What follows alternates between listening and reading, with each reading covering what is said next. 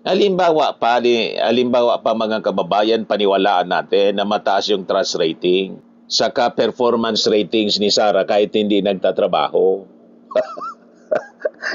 Although kaduda-duda, nasabi nga ni Atty. Matibag, pwede niya yan i-manipulate. Minamanipulate man talaga.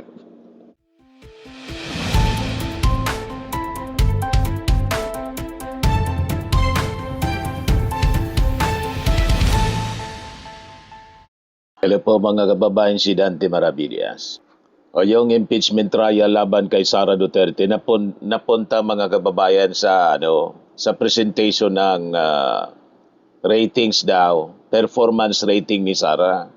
Trust and performance rating kung saan sa latest na survey ng SWS, mataas yung ratings ni Sara kaysa sa ating Pangulo. So ipinesend ito mga kababayan ni Atty. Binluan para ipamuka na si Sara Duterte mas may mataas na trust rating sa ating Pangulong Bongbong Marcos. Pati performance rating kahit hindi nagtatrabaho.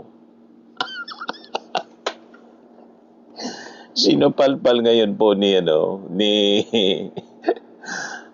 NBI Director Melvin Matibag yung prosecution. Ayan sabi ni Atty. Matibag, public officials trust rating not a shield from accountability. Correct. Halimbawa pa mga kababayan, paniwalaan natin na mataas yung trust rating saka performance ratings ni Sara kahit hindi nagtatrabaho. Although kaduda-duda, nasabi nga ni Atty. Matibag, pwede niya yan i-manipulate. Minamanipulate man talaga. Para budolin yung ating mga mamamayang Pilipino. Lalo dapat na nag-iingat yung mga public officials na may mataas na trust ratings na dapat hindi dapat po sinisira yung tiwala ng ating mga mamamayang Pilipino. Tama po? Yes, palpal po ni Director Matibag. Yan Sabi dito sa balita, NBI Director Melvin Matibag rejected the assertion that a government official's popularity should shield them from accountability after the defense cited Vice President Sara Duterte's latest trust rating during her impeachment trial. Irrelevant po yung trust rating ni Sara Duterte. Ba't ipipresent mo yon as part of the defense? Di ba? Kaya tumayo po pati si nag-object mga kababayan si lead counsel Jinky Luistro. Nalaga niya Mr. Maravillas itong mga defense. Pati yung additional defense team ni Sara, yung mga senator judges, puro irrelevant yung mga nire-raise na questions and manifestations para lang mapahaba yung usapan. Anong kinalaman nun sa pagbabanta ni Sara? Yung trust ratings niya? Ha?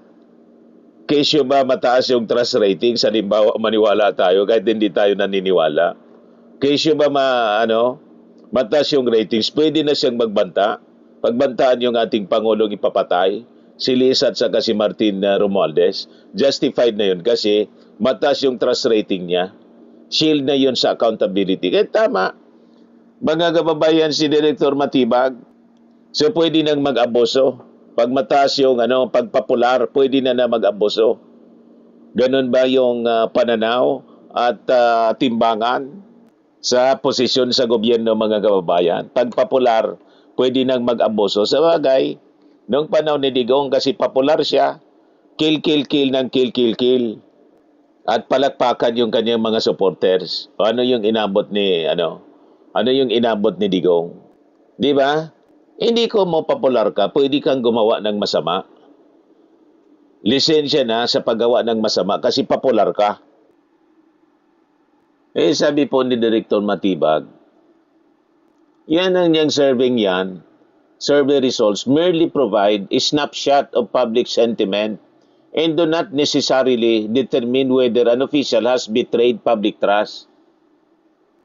Matibag further argued that popularity should not be used as basis for determining whether a person should be held accountable for alleged wrongdoing. Pangalawa, kapag po ating pinagbasihan ng popularidad, ang ibig sabihin po ba nito, ang isang pinakakilala at popular na tao pwede nang gumawa ng krimen at hindi natin papanagutin? Correct. Yan ang uri ng maling pananaw, mga kababayan, ang gustong isaksak sa baga natin ng kampo ng mga Duterte na may lisensya sila na magbanta, gumawa ng masama kasi popular sila sa mga tao. May ganon, mga kababayan. Ito yung presentation po. 57% adya. Yung trust rating, public trust rating ni Sara, 34% lang yung ating Pangulo. Based sa result ng survey ng SWS. So, this is from the Daily Tribune. Your Honor, please. No question yet, Your Honor. Yes. Let counsel finish with this question, Alright. and then the lead prosecutor may make her objection. All right. This is from the Daily Tribune. Okay, and this is the entitled Public Trust Rating. I just focus on the green, not the red. No, but Vice President Sara Duterte, it says there 57%. And this was conducted by the social weather station's SWS survey. Okay. Now, Focus daw lang siya sa green, not the red.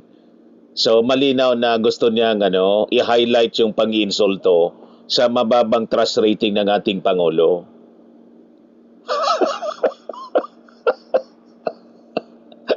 kayo lang naman ang naniniwala dyan sa trust rating.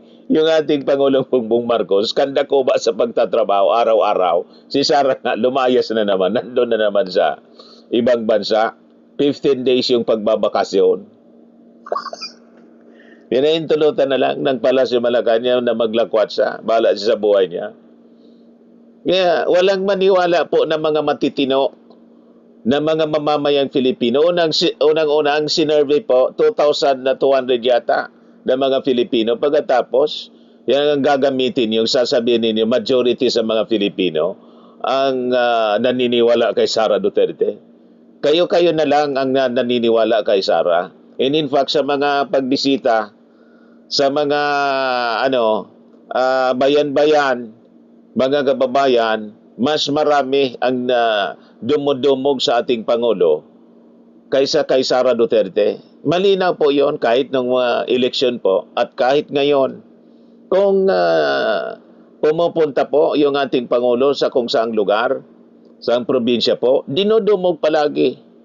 Kasi yung ating Pangulo, nakikita nila nagtatrabaho habang si Sara namimirwisyo. Anyway, balikan natin ito. Nag-object siya, kasi irrelevant si Jinky. Anong kinalaman nito sa pagbabanta ni Sara? So, pwede na pala siya magbanta kasi mataas ang trust rating. Pwede niyang pagbantaan yung mababa yung trust rating. now, my question to you is this. You mentioned that you have an ongoing investigation. Do materials like this, insofar as how Filipino people view or trust VP Sara, have an effect in your investigation? Objection, Before Your the Honor. witness answers, lead prosecutor is recognized for objection. What is the basis of the objection? Your Honor, the defense is showing a picture of the president and the vice president with a certain rating at the bottom. This has no relevance at all, Correct. Your Honor, with respect to the subject matter of this impeachment trial. I think he And has. we are objecting to the presentation of this picture, Your Honor. I think it has just a short rejoinder, Your Honor. Kindly allow the lead prosecutor. Are you done, ma'am? Yes, Your Honor. Just a short rejoinder, Your Honor. Attorney Binluan is The recognized. witness mentioned the term betrayal of public trust, and we can run the TSN back. Your Honor, of course, we're allowed. This is cross-examination. We're allowed to present controverting evidence to that statement. The chair will allow the witness to answer, despite that there is no date when the survey was taken. Kindly answer if you know, Director Matibag. Gladly, Mr. Presiding Officer. Sinupalpal ni Alam niyo po, Matibag. survey yan. And all of us know, or for the information of the public, a survey is just a snapshot of something.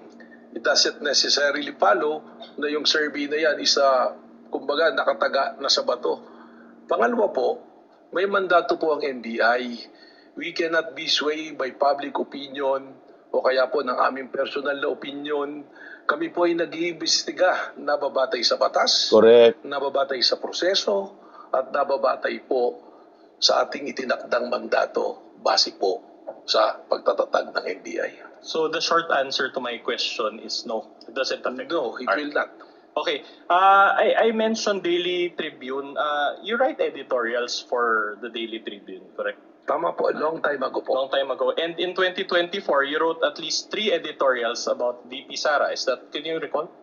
Mari po, mayroon po akong mga sinulat tungkol kay Vice President. I'm showing you not that one, the editorials, all right, from the Daily Tribune. And we have copies, hard copies. Yung Bratinela. That refer to. But it says here, Director Belvin Matibag. Do you confirm that it is you who authored these editorials? Yes. All right. Now, I'm showing you the first one entitled Inday Sara, the Bratinela, dated September 12, 2024. Do you confirm that you wrote this editorial? That's correct in my opinion column. All right. And you also wrote the Bratinela is a flat spare tire, dated October 24, 2024. Do you confirm this? Yes. All right. And you also wrote Bratinela Sara and her bad habits, dated November 7, 2024. Do you confirm this? Yes. And in these editorials, you shared your opinions against VP Sara. Is that correct? Well, unang-una po, siguro dun sa title na Bratinela, that is not my original. In fact, kaya ko po nasulat yan, yan ang mismong naririnig ko nang kami magkakasama nila dating Pangulong Duterte na ang tawag niya kay Inday Sara ay Bratinela. Di ba? Basag na basag si Atty. Binluan. Lalo na durog si Sara. Ang nagtawag pala, yung tatay mismo.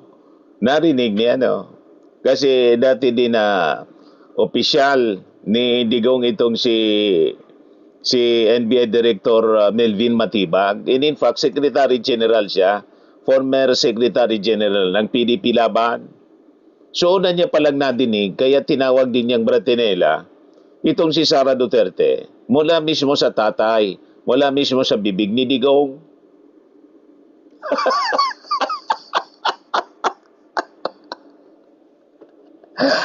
Napasama mga kababayan. Anyway, pagpatuloy natin. Yan kasi. Alright, so my only question is, before you testified today, there were already instances in the past that you shared your public opinions against VP Sara. Well, that is a opinion column. Alright. At meron po tayong mga pinagbabasihan dyan. Okay. In fact, let me read one line from your editorial. It says there, as Inday Sara is being unmasked in the legislative inquiries and by her own mouth as an ill-bred Bratinela, her public trust crumbles. You confirm that you included this statement in your editorial? Yan po yung nakasulat. Alright. And despite this position, and the recent surveys show that VP Sara was even gained positive trust rating, as shown earlier, positive 57. Do you confirm this? Well, again, I'm saying na nung sinulat ko po yan, that is my opinion as an opinion writer. Alright. Now, despite this positive trust rating by VP Sara, do you still maintain that, and I quote, her public trust crumbles? Well, para sa akin, Nililibad man po sa pagbabanta ni Sara. Hindi po material itong ating Correct. pinag-usapan sapagkat sabi ko nga, ang ating po pag-iimbestiga ay nababase sa batas, nababase sa ebidensya at prosesong nandoon na nang ako'y dumating po bilang NBI Director. Correct. Alright, one last question on this before I let this point go. Anong kinalaman noon sa pagbabanta ni Sara Duterte, yung trust rating niya? Gawin na ninyong 1,000%. Pero hindi mababago yung pagbabanta ni Sara kasi recorded, no joke, no joke.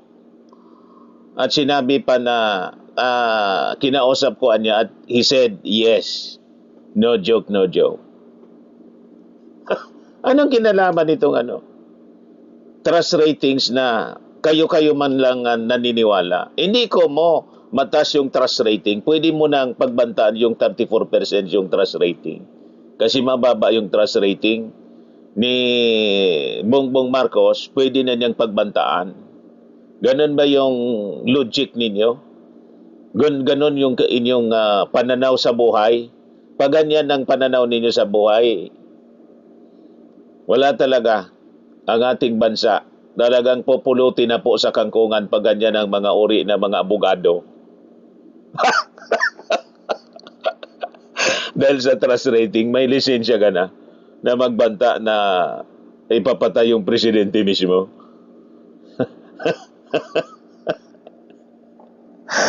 Ay nako, talaga itong mga abogado ni Sara.